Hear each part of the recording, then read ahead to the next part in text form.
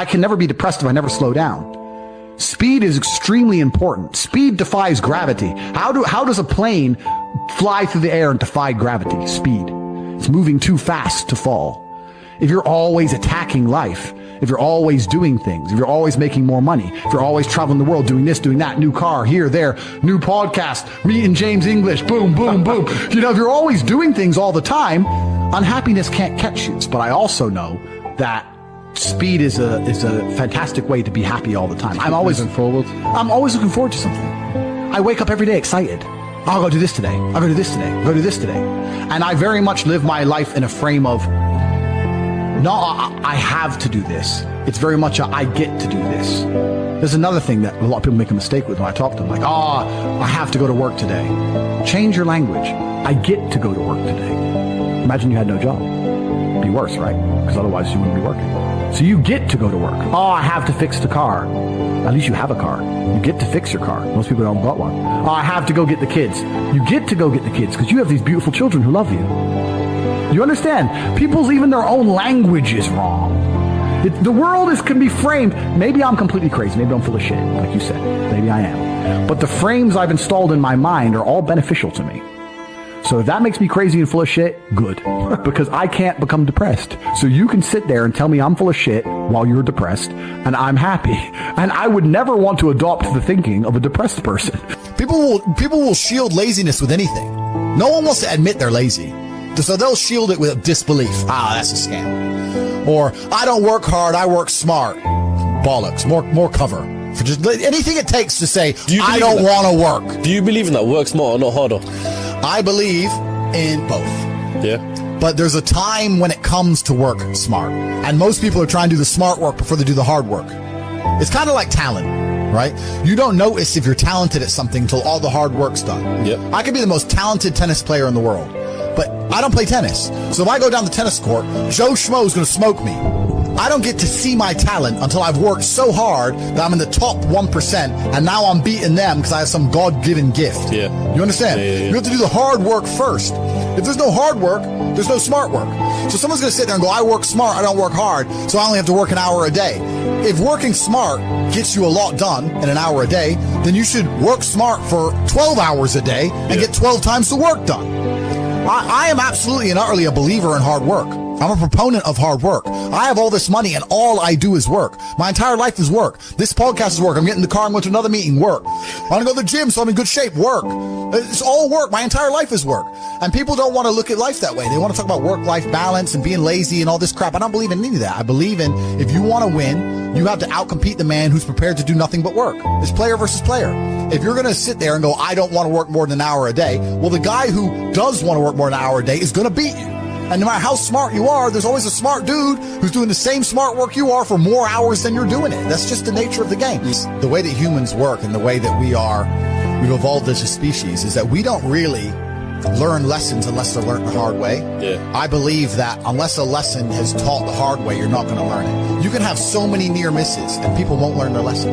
Bro, you must know a guy who goes out there, nearly crashes his car, doesn't slow his ass down until he wrecks it. Yeah. But this is just how people are, right? So you need that pain for the lesson to sting enough to really genuinely go inside of your mind. And it's the same with everything. It's the same with driving a car or business. Truthfully, if you want to learn a lesson about business, you're going to have to suffer at some point, right? So we always say that most people are not successful with their first companies, X, Y, Z, blah, blah, blah. I get that. The truth is, there's a lot of people who make a lot of money with their first company, but they just spunk it, act an idiot, and it all blows up in their face. And that's how you get the discipline on your fourth company, that when you have $3 million in the bank, you just leave it there. You know, and don't be done with it. So you need to go through some pain. You need to experience some negative things. You need to have to a degree some trauma to really even learn any lessons. So yeah, business studies, you're right. The book, that's not going to teach you anything about business. You need to get out there on the streets. You need to make mistakes. You need to suffer. You need to have the tax man knocking at your door. You got to deal with all that stuff so that you make sure it doesn't happen again. I really think that humans are stupid enough to only learn the hard way. And life really doesn't have to be that complicated. When you see somebody that has something you want, you just got to try and work out how they got it. Yeah. And that's the missing part. Most people see people with things they want, and they don't do the second half. They don't try and work out how they got that thing. Oh, my man has a Ferrari. Okay. I wish I had a Ferrari. Okay. They don't sit there and go for an hour, how did you get a Ferrari? doesn't cross that part is the part they don't want to do, right? They just go, oh, he has a Ferrari, wish I had a Ferrari, and they go back to TV. Yeah. And that's why they lose. It's player versus player out here, man. It's on the street. It's not easy. For every dollar you make, for every pound you take, you took it from someone else. You don't make money, you take money. People don't understand the way that money works. You're not the Federal Reserve. You can't create money from thin air. Every single pound in your bank is money you took from someone else. And when I say take, I don't mean it in a negative way. You might have convinced them to give it to you. You might have a coffee shop. I'll give you a nice coffee. You'll give me some money. Cool. But you still took his money. Yeah. Right? So if you're out here trying to take stuff from other people, don't you want to have a team? You want to do it by yourself? You want to be Rambo? Because if you get two of you doing it. You get two of you. That's right. So the whole idea of this lone soldier, this Rambo, I'll do it all by myself, that's all dead, bro. You need to have a team. It's player versus player. And for the same reason, if you were out here on the street and you want to defend yourself, you want your boys around you. It's the same thing with trying to get rich. Like you're laughing with your boys. Yeah. The brokey days are great. And I'm not complaining about being rich. Obviously, I worked hard for this, and it's a fantastic life I live now. But I think without those brokey days, without those original days to compare it to, without that juxtaposition, then I don't think being rich would be fun at all. I think it's only fun because you can compare it to the days when you weren't rich. That's the only thing that makes it fun. The only thing that makes my $10,000 steak fun is that you can laugh saying how you never had 10 grand in your bank till you were 27 years old. Yeah. Like otherwise it's boring. Otherwise okay, steak. And I think if you're born with too much money, that you'll never truly be happy. I think you need the brokey days. They're the best days. They're the best days. You meet somebody wealthy, their family at one point was not wealthy. And then the one shows up. One person changes the family tree forever. In my family, I'm the one. And it wasn't because I wanted it or I hoped for it. I fought for it. I want to fight for my family. I want my mom and dad proud of me. I want me proud of me. I want to look in the mirror and be happy with the man I look back at. That he gave it everything, that he went for it. That's what I want for you. I want you to be happy with you, not cool. I've seen all kinds of cool guys my whole career. Cool guys go broke. They have a good 2 or 3 years. Players who implement strategies that get focused and intense, they win decades. You gotta win year after year after year. I'm almost 50 years old, man. I've got a loaded calendar. I'm after it. I'm not casual. I want to win. You hear me? Wake up! You want to win? You want to be a millionaire? You got to quit being so casual. You walk slow. You implement things slow. You talk a good game like you're going to be somebody. Business is a sport. It's competitive. You got to get focused and get in a hurry. Wake up, brother. If you make a couple of these adjustments, man, you could change your life. You could change your family forever. It's not casual. You can change the chapters in the book of your life if you want to. You're the author. It might be year 2, 3, 4 before you get your big win, but you could decide now, I'm going to walk, talk, and be a different person. You're the lead character in the story of your life. But too many of you let what I call the extras of life dictate where you're going. Y'all hear me? Here's the truth. Most people's dreams can be bought. With enough failure, they will sell their children's dreams. They can't still fight. With a little success or a whole bunch of failure, most people will sell their will to win. Some of you have sold it because you're making a little bit of money. You don't work like you did when you were making nothing. Some of you will sell your win for some failure. You're probably buyable. But if you decide that my will cannot be bought, I'll keep fighting for my family. I'm the one. I'm going to change my family tree forever. Decide now. You're going to keep negotiating the price, or can you not be bought? That is you. That is you. That no one can do it for you but you. You must understand that. I remember I was playing a game with my 9-year-old son, John Leslie, and I beat him 10 straight games in a game called Connect 4. And I got up. I said, I'm ready to go to sleep now. John Leslie said, no, you can't go now, Dad. I said, why? He said, it's not over until I win. We sat down and we played several other games. And finally, John Leslie won, and he got up and he yawned. And he said, I'm ready to go to sleep now. What if all of us took that attitude after we face a rejection and a no, or we have a meeting and no one shows up? What if we have that kind of attitude? The car's repossessed. Nobody believes in you, but you're still looking at your dream. Say to yourself, it's not over until I win. It's possible. I can live my dream. It's me. I've got to make it happen.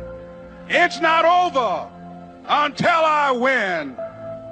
As you run toward your dream, it's necessary that you have goals, that you write those goals down, that you plan. It's also necessary that you look for ways to always find a way to pull it out when everybody else thinks that you are defeated.